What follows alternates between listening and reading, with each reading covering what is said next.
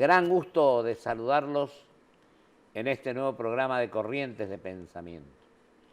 Hoy tenemos la visita de un gran amigo, un pampeano.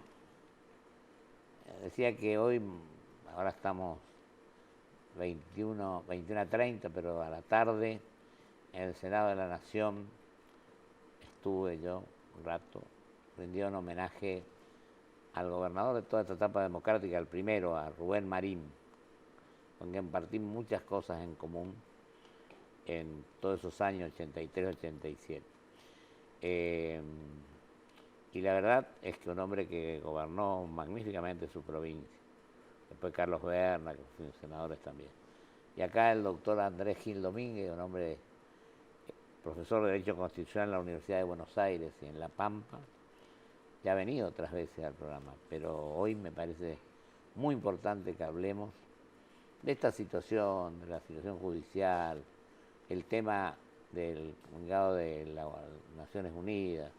Bueno, yo te dejo, Andrés, querido, que vos, primero te agradezco tu presencia y segundo te dejo total libertad acá y libertad en serio para analizar y debatir los temas.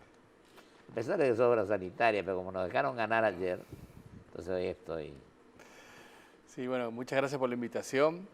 Me parece que este encuentro que tenemos es un momento muy particular, porque estamos en una situación de transición de un presidente a otro presidente. Sí, a un mes. A un mes, y el Poder Judicial está visto por la ciudadanía con mucha desconfianza. Pero me parece que cuando uno observa lo que sucede con la sociedad respecto a la justicia, tiene que dividir o diseccionar. Porque esa desconfianza de la sociedad con la justicia se orienta exclusivamente con la justicia de Comodoro Pi. Claro. Porque en nuestro país hay como dos justicias. La justicia de Comodoro Pi y el resto de la justicia. El resto de la justicia, a la sociedad frente a determinados jueces o fueros está contenta, no está contenta, pero me parece que es otra la evaluación que hace. El problema es la sociedad frente a lo que sucede en Comodoro Pi durante todos estos años de retorno democrático, vinculado a una suerte de madiraje o de una suerte de relación muy íntima con los servicios de inteligencia. Entonces me parece que uno de los déficits y una de las deudas que deja este gobierno es que cuando llegó al poder, llegó con un discurso de institucionalización muy fuerte, que entre otras cosas tenía como objetivos reformular Comodoro Pi y reformular los servicios de inteligencia y el vínculo entre ambos. Y después de 4 años, no solo no los reformuló, sino que trató de alguna manera, utilizarlos como fueron utilizados por otros gobiernos, y estamos quizás en igualdad de condiciones de cuando asumió, o peor todavía. Por el caso de la AFI, antes que asumiera este gobierno, el anterior gobierno, el gobierno de Cristina Kirchner, había transparentado, publicitado la gran mayoría de sus gastos. Vino este gobierno y transformó a todos los gastos de la AFI de vuelta en reservados y que no tenían que rendir cuentas. Antes de que asumiera este gobierno, ya éramos todos muy críticos con el funcionamiento de Comodoro Pi. Llegó este gobierno y lo que hizo fue trasladar a un juez local de la Ciudad Autónoma de Buenos Aires y transformarlo de la noche a la mañana, sin pasar por el mecanismo del Consejo de la Magistratura y el acuerdo del Senado, en un juez de casación penal. Entonces, el problema ha sido que en estos 4 años, uno de los grandes déficits que nos deja en tema de justicia este gobierno, es que no ha reformulado Comodoro Pi, no ha reformulado el funcionamiento de los servicios de inteligencia y de alguna manera se quiso aprovechar de esas estructuras, y esas estructuras te dan una mano mientras estás en el poder, pero cuando empezás a debilitarte siempre funcionan más que como un poder judicial, como un partido político opositor. Andrés, y yo digo lo siguiente, con lo que vos, creo que no se mandaron tampoco muchos pliegos de jueces, quedaron pendientes, ¿no? Sí, en estos 4 años, ha habido designaciones. Siempre hacen falta jueces porque los jueces y juezas, como son seres humanos, algunos se jubilan, otros renuncian y otros los viene a buscar la muerte y fallece. Exacto. Entonces, siempre va a haber en todo sistema vacantes. Sí fue importante que este gobierno trató de cubrir esas vacantes mediante concursos que se hicieran de forma célere y de forma transparente y no dejar vacantes sin cubrir para utilizar regímenes de subrogancias, que lo que hacía era colocar jueces subrogantes, amigos del poder. Un juez subrogante es un juez que sustancialmente no puede ser autónomo, no puede ser independiente, porque esta designación es totalmente transitoria. Entonces, y en su momento hubo un régimen que intentó establecer el kirchnerismo de designación de jueces subrogantes que realmente violaba todo el sistema constitucional y convencional de jueces independientes. En eso este gobierno ha intentado acelerar los concursos, acelerar las designaciones. Pero también otro déficit es que no se ha reformulado el Consejo de la Magistratura. Bueno, eso te iba a preguntar. No se ha reformulado. No se ha reformulado la misma cantidad de gente que había. Y yo sostengo, siempre, yo integré un consejo, que fue el primero, creo, pero era de 20 miembros. 19 miembros. 19 sí, y después de 20. Presidente de la Corte. Pero además, yo digo, ahora hay 13 miembros. Yo he llegado a la conclusión incluso de que a lo mejor tengan que ser representantes de los poderes del Estado y no los propios legisladores o los propios jueces, porque a lo mejor eso facilita el trabajo. A ver, en el caso del estamento de los jueces y el estamento de los abogados, está bien que sean jueces y abogados quienes integren el Consejo de la Magistratura. Pero legisladores tienen que ser representantes. Representantes del cuerpo. ¿Cómo es el representante del Poder Ejecutivo? ¿O Totalmente. acaso el presidente integra el Consejo de la Magistratura? Lo integra un representante. Y me parece que para despolitizar, aunque sea formalmente, el funcionamiento del Consejo de la Magistratura, sería conveniente que se designen representantes, como es en la Ciudad Autónoma de Buenos Aires. Exacto. Que se designen representantes de los legisladores. Y a su vez, a mí me parece también que sería muy discutible que el Poder Ejecutivo y que el Senado tengan representación en el Consejo de la Magistratura, porque tanto el Ejecutivo como el Senado participan de lo que es la designación final de los jueces. Pero otra vez.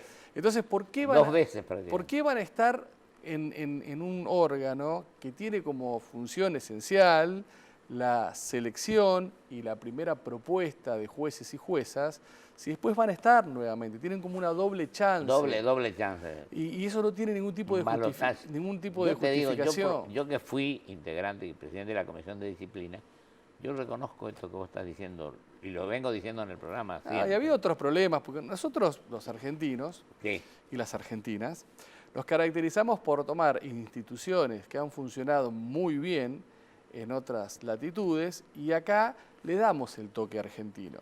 Y lo que sucedió en el Consejo de la Magistratura, que es un órgano que se insertó en la Constitución para despolitizar la justicia y para tratar de darle una primera parte de selección profesional de los candidatos a jueces y a juezas, es que la selección de antecedentes y la prueba de oposición, que es un elemento objetivo, un elemento que permite evaluar la idoneidad de los aspirantes, después quedó subordinado a una entrevista personal que toma el plenario del Consejo de la Magistratura, en donde se define el orden de méritos y eventualmente las ternas, en donde prima lo que es la visión política. La visión política. Vamos a ponerle a la palabra amiguismo la visión política. Exactamente. Entonces, nosotros hicimos, o de alguna manera incorporamos un instituto que venía a profesionalizar esta primera etapa y aún en esta primera etapa lo convertimos nuevamente en un órgano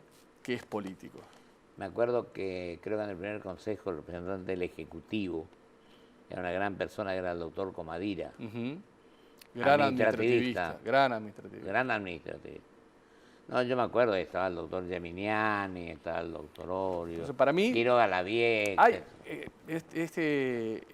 Durante estos años también se presentó un proyecto que aumentaba el número de miembros, 13 son pocos miembros. la Constitución hubo Pero un ¿sabe lo que problema. pasa? El 114. Sí, pero hubo un problema. Habla de equilibrio, pero nunca se fijó el número. Pero ese es uno de los problemas endémicos de ingeniería constitucional que tiene la incorporación del Consejo a la magistratura. En la Ciudad Autónoma de Buenos Aires establecimos que eran 3, 3 y 3. 3 por los abogados, 3 por los jueces, 3 por la legislatura. Pero escúchame, Andrés, querido, Y pero se cerró. aparte, ¿cómo 25 años han transcurrido y no hemos fijado el número que tiene que tener?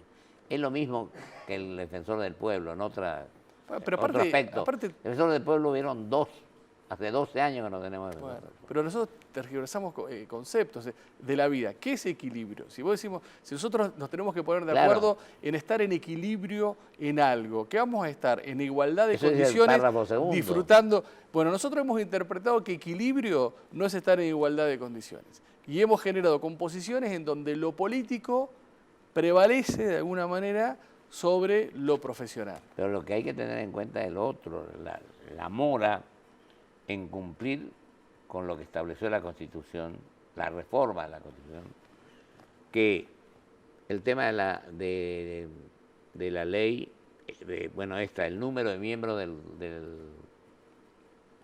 Consejo de la del Magistratura. Consejo de la Magistratura, el tema del defensor del pueblo, el Bueno, tema de la ley de coparticipación federal. El defensor del pueblo, coparticipación no federal. solamente no tenemos defensor del pueblo hace 12 años, 12 años. 12 años, por eso Parece te que digo. este pueblo no necesita Mayorano ser defendido.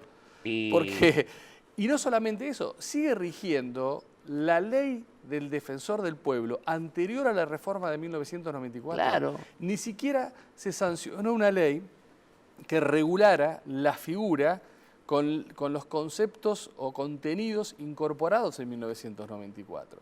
Y la figura del defensor del pueblo es fundamental. Importantísima. Es fundamental porque tiene bajo sus funciones la defensa de los derechos colectivos, la defensa de la legalidad, la Claro. defensa de toda la sociedad, frente al Estado y frente a lo que hoy se llaman los poderes fácticos. Los poderes fácticos. tal cual. Es muy relevante la tarea de un defensor del pueblo comprometido. Y hace 12 años que no lo tenemos. Y tenemos la ley Además, anterior. tenemos la ley, se invirtió en el edificio, se hizo todo.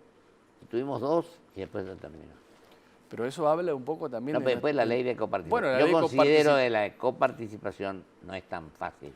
Pero Vamos, ni siquiera problema- se inició el proceso. No, Ese es nada. La ley de coparticipación federal, según la Constitución, Y tenía la que cláusula estar transitoria tiene que estar en 6 meses. en 2 años. Sí, pero... Eran 2 años. Como yo máximo ya- en 2 años. Como máximo 2 años. Y han pasado 23 años. ¿Sabe cuál es la ley vigente ahora? La de 1988. Yo ya la voté como senador, Claro. porque a mí me tocó ser gobernador sin ley de coparticipación. Sí, Y yo esta ya la voté como senador.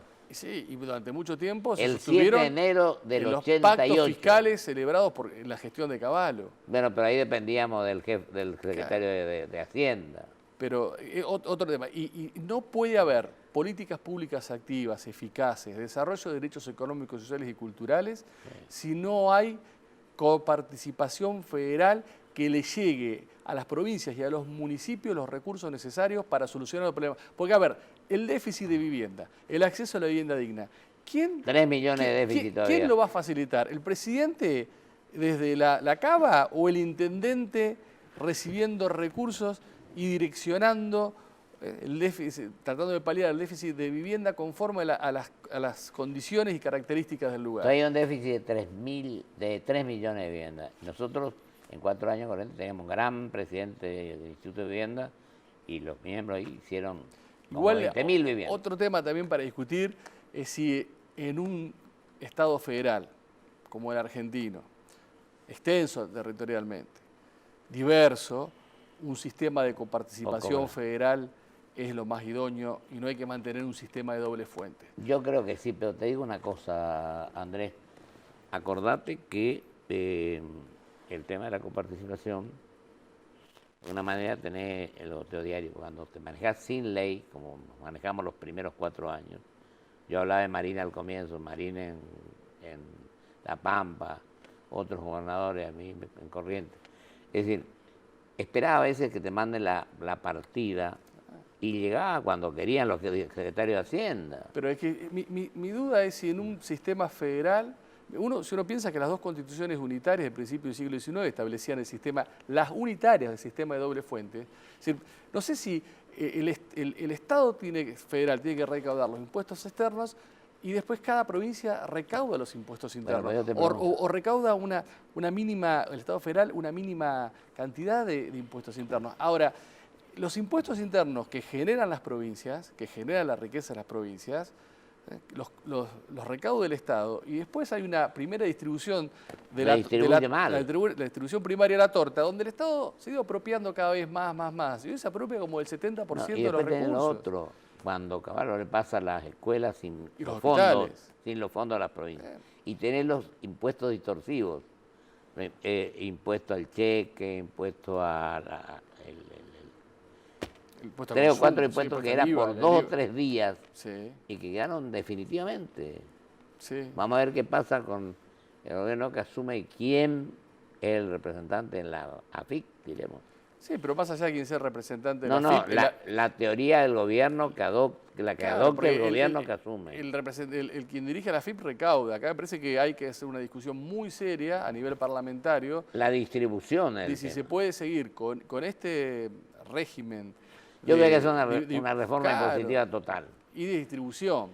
Porque hay un apriete generalizado con respecto al tema. Sí, en estos 4 años eso sí cambió. En estos 4 años este gobierno, por necesidad política, por ser un gobierno que no tenía mayoría propia, sí tuvo una relación con las provincias de envío automático de los fondos. Buena relación. Distinto a lo que fue la época del kirchnerismo. Sí. Pero esto no puede depender de la voluntad de quien gobierna. Del gobierno claro, el que está en el gobierno en ese momento. Ahí tenemos un problema estructural grave en nuestra Constitución. Clarísimo. Porque primero incorporamos un sistema de coparticipación de impuestos internos que yo tengo mis serias dudas que le haga bien al federalismo. Y segundo, que también lo incorporamos de forma tal que va a depender de una ley convenio que se tiene que sancionar en el Congreso y que después cada provincia tiene que ratificar.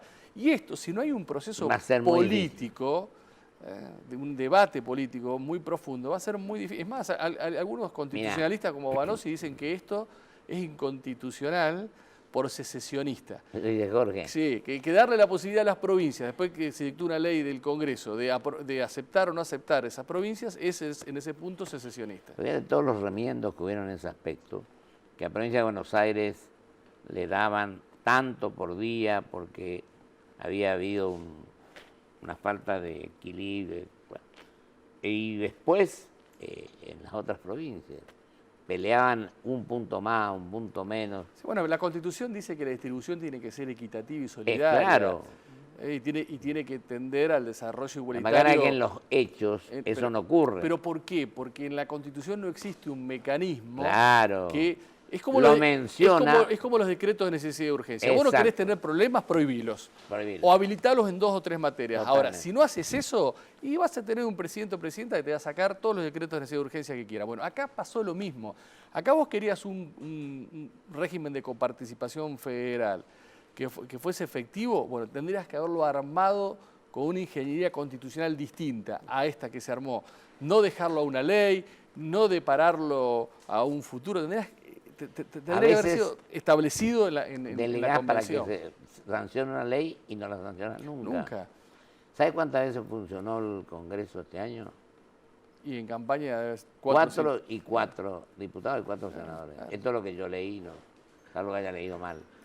Pero te quiero decir, creo que hay que darle toda la trascendencia que tiene el Poder Legislativo, eso es fundamental. Y uno también de los déficits de este gobierno fue el abuso de los decretos de necesidad y urgencia. Totalmente. Un decreto de necesidad y urgencia implica que el presidente reemplaza de un plumazo y por su voluntad al Congreso y a todo el procedimiento de formación y sanción de las leyes. Por eso un DNU tiene que ser en condiciones extremas, de una urgencia, de una necesidad objetivamente verificable. Si no es el Congreso donde se tienen que debatir y resolver las cosas. Ahí, por supuesto.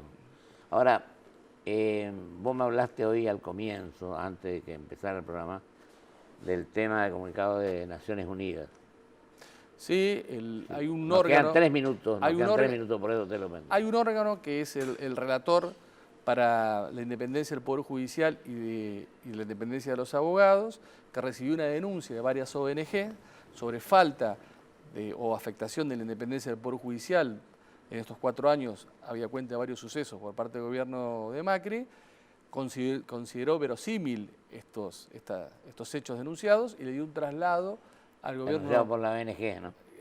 Denunciado por la ONG, le dio un traslado al Estado argentino para que en 60 días evacúe punto por punto estos hechos denunciados. Y después, una vez que termine este periodo, el relator, que es una persona de mucho prestigio que integró la Corte Interamericana de Derechos Humanos, puede archivar la denuncia o puede hacer un informe donde considere que el Estado argentino violó la independencia judicial, recomiende determinadas medidas y lo eleve a la Asamblea General de Naciones Unidas. Esto es positivo, ¿por qué? Porque va a revisar el pasado y le va a imponer un piso al futuro presidente, al presidente que está viniendo. Sí, volviendo, es importante que se haga esto que pidieron. Y es muy importante porque de alguna manera nos permite discutir sobre aquello que no hay que repetir y pone alertas sobre ciertos temas que yo fui muy crítico. Sobre varios de estos temas yo fui muy crítico porque consideraba que no se condecían con los objetivos que este gobierno había establecido en campaña en términos de defensa de la institucionalidad. 2 veces con la misma piedra. Sí. Y otra cosa, así como te consejo, nos queda un minuto, está constituido no con la forma que tendría que estar. Yo creo que tiene un muy buen presidente en el doctor Recondo. Sí, así yo lo respeto mucho, un secretario de Justicia. Pero, a ver, a mí me parece que muchos integrantes del Consejo de la Magistratura en las distintas composiciones han sido muy buenos. Y es lo que nos pasa a los argentinos. Somos buenos individuales, pero cuando tenemos que hacer funcionar las instituciones, ahí fallamos. Eso le pasa a Obras Sanitarias también. Obras Sanitarias está muy bien. Acá le mando un gran abrazo al presidente y querido amigo Fabián Borro. Ayer nos faltó muy poquito para ganarle a ese gran equipo que tiene San Lorenzo. Bueno. Me dijiste que tenemos un gran equipo. Sí, por supuesto. En básquet. En básquet, sí. Che, Andrés, te agradezco muchísimo tu presencia. Y tenemos que seguir conversando y hablando de estos temas porque van a venir momentos, creo que difíciles, y creo que tenemos que poner el hombro para que el país de alguna manera supere estos inconvenientes. Sí, se viene un momento, el año que viene va a ser un año duro, de todo punto de vista. Un año duro. Económico, institucional, social, va a ser un año muy, muy duro. Espero que nos encuentre a todos los argentinos por encima de la grieta y pensando en un futuro común para todos. Y ajustémonos a la Constitución y vamos a resolver mucho. Y así, vamos a resolver más cosas ajustándonos que no. Efectivamente. Andrés, querido, te agradezco muchísimo tu presencia. Muchas gracias por la invitación. Vamos a un corte y vuelvo con mis conclusiones.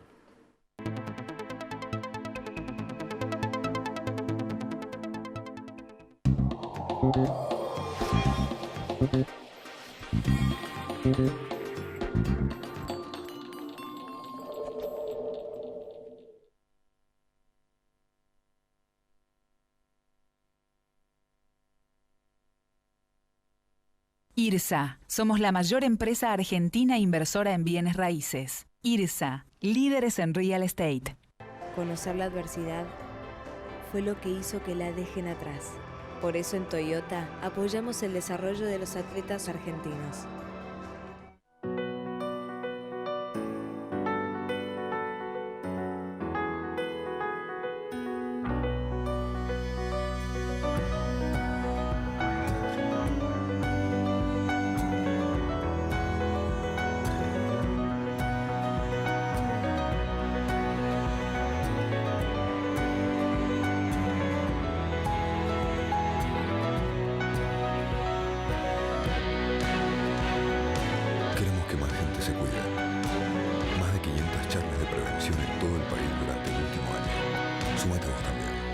Más en osde.com.ar.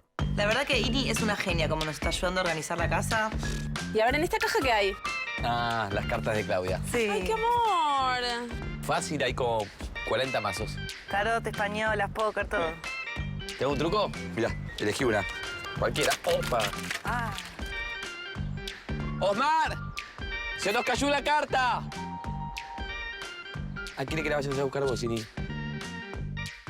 Hacé todo desde tu celular. Hacete Galicia. Una garantía de alquiler que te abre más puertas. Provincia Seguros te acompaña con un seguro de caución en 24 cuotas, sin límite de edad y solo con tu firma. Llama al 0810-222-2444. Provincia Seguros, una empresa del Grupo Provincia.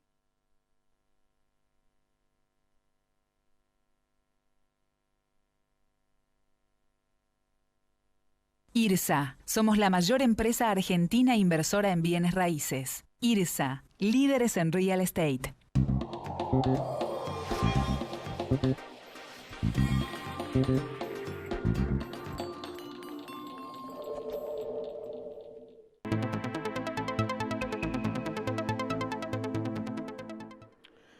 Le agradezco mucho a mi querido amigo el doctor Andrés Gil Domínguez sus análisis, su postura, porque tenemos total libertad para manifestarnos en corrientes de pensamiento. Y creo que estamos a un mes prácticamente de que asuman las nuevas autoridades.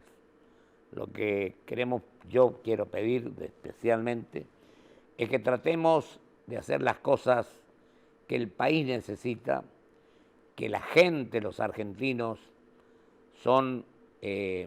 tienen los merecimientos suficientes para recibir también, que actuemos con honestidad, con seriedad, con espíritu constructivo, que remendemos lo que no va bien y tratemos de hacer de la mejor manera posible, que cada uno cumpla el rol que le corresponde en el Poder Judicial, en el Poder Legislativo y en el Poder Ejecutivo, el gobierno en definitiva, pero también lo que no estamos en función pública, estudiemos los temas, dejemos de pelearnos por el pasado y pensemos en el futuro, en el mediano a largo plazo, pero haciendo las cosas de la mejor manera posible. Y esto lo vamos a lograr en tanto y en cuanto nos dediquemos a estudiar, a analizar los temas, a planificar y a tener un proyecto de país. ¿Qué mejor, como le decía al final a Andrés, que ajustarnos estrictamente a la Constitución Nacional? Muchísimas gracias. Hasta el próximo jueves con el doctor Eduardo Calina.